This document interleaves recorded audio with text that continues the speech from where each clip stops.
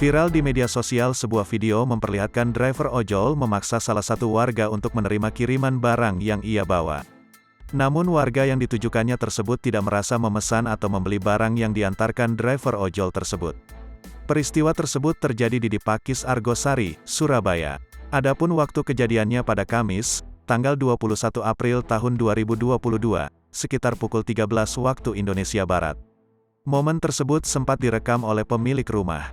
Hingga videonya diunggah oleh akun Instagram @terangmedia.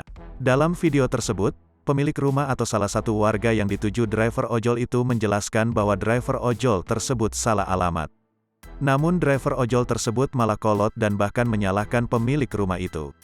Sontak salah pemilik rumah tersebut bereaksi dan membentak driver ojol itu.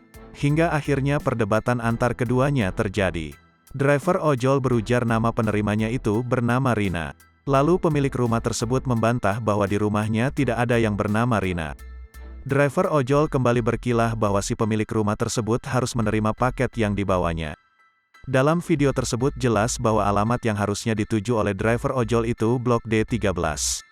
Sedangkan rumah yang dituju driver ojol itu adalah B13.